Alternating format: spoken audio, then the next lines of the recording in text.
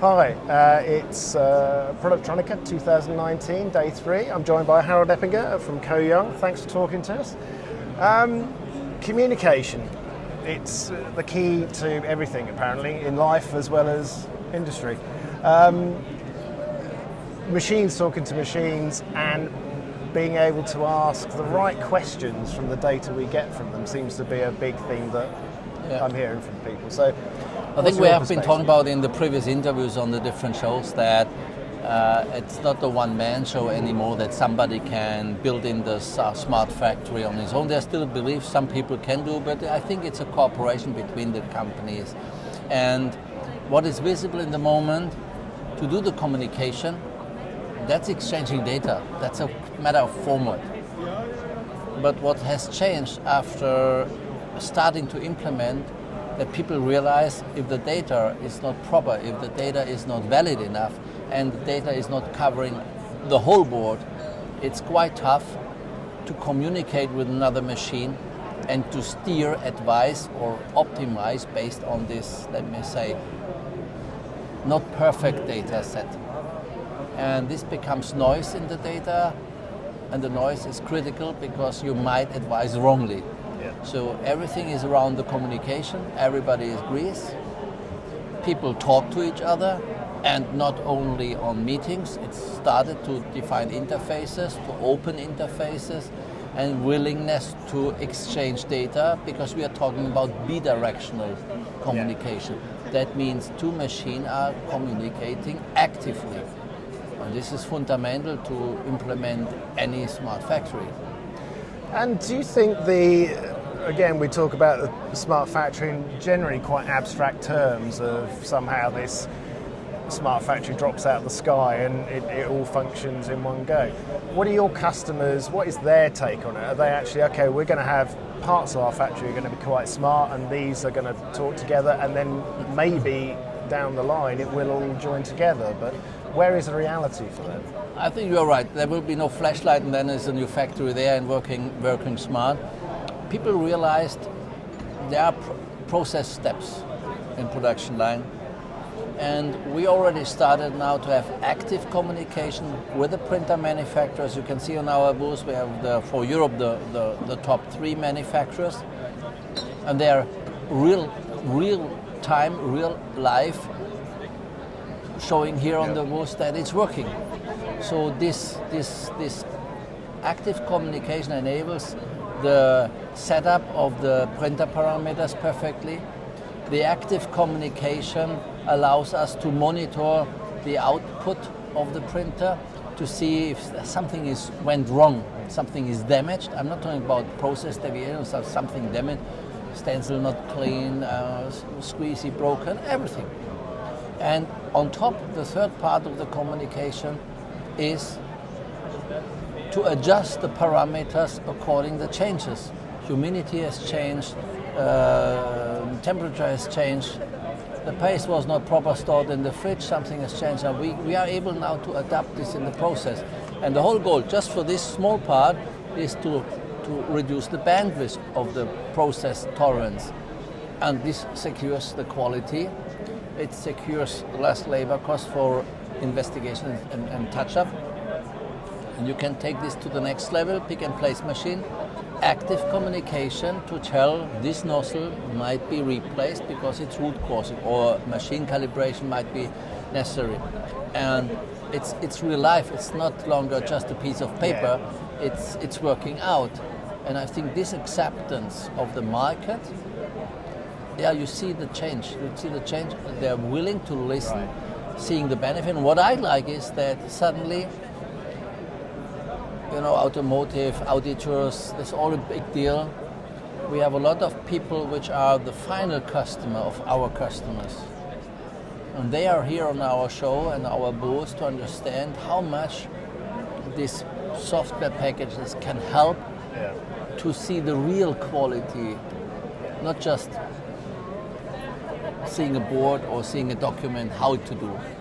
That's the real life, and happy to see that these people are now interested to understand how far the smart factory is already executed and how far the machine-machine communication is available to secure the quality during a production process. That's it. I think when people see it, they will believe it, won't they? Yeah, actually, that's an interesting phrase there. Is it an act of faith? No, I would say you have to understand that the history in inspection is long, 30 plus years. There was for a long time a good result. The defect catch, gatekeeping, everything was working fine. But there was always the balance: is the machine good programmed? It will find all the defects.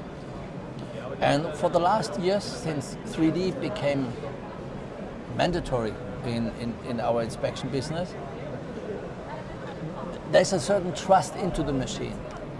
And this certain trust, and you mentioned see and believe, is see the data and believe the instruction. So I absolutely see and believe is part of a development process that you rely on. You don't question the programmer who programmed the board. You don't question the last calibration, because it has to be self-calibrating. Yeah. It has to be the result. You turn around, you believe. If you don't do this, you cannot enable anything like machine-machine communication. You cannot enable anything along the line which goes automatically. Yeah.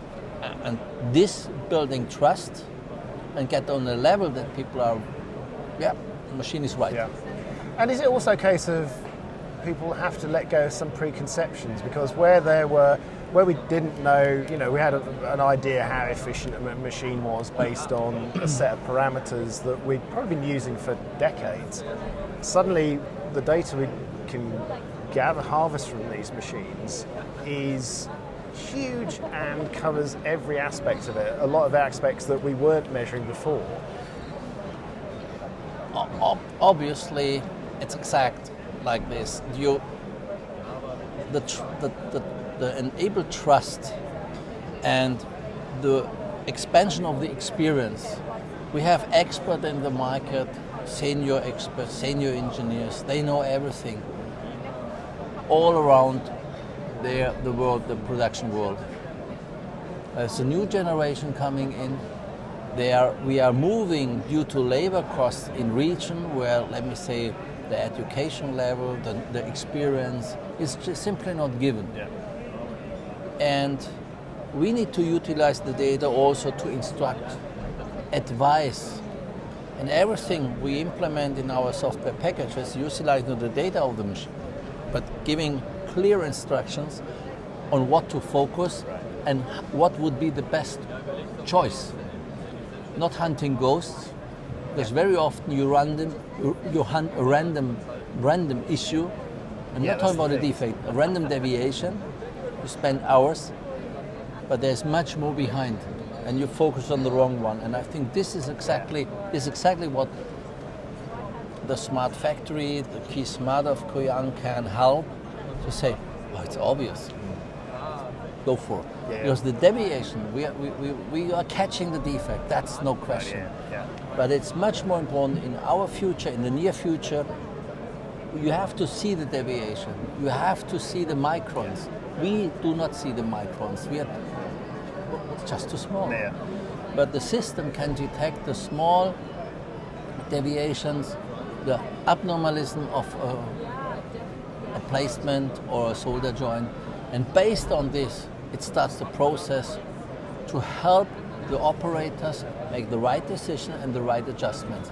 And that reflects in higher profitability, less touch-up, less labor costs, and even in some areas where there's a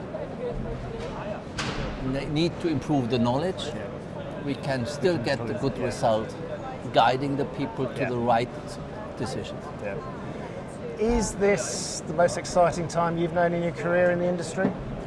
Or is it another one of these things that steps that come along? Korea is of course very dynamic, and the Korean industry is really looking for, it's less conservative than the European market. Yeah. They're jumping on a new idea, and that's, let me say, KohYoung was leading the implementation of 3D AOI, and I'm long enough in the business. I know how long it was the 2D, and I saw this and I said, wow, that's really changing the world. And this kind of touching something which looks impossible, that's the future. Doing it. Yeah. Not raising the concerns first and then wasting a lot of time. You know, it's a conservative industry.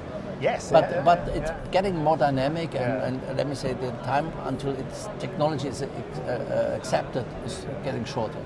And that, it's a good point. It has always been a very conservative, you know, that has moved steadily and incrementally, whereas now there's a huge number, not least environmental concerns. You know, companies are going to be asked about, well, how are you reducing your waste? How are you becoming more efficient?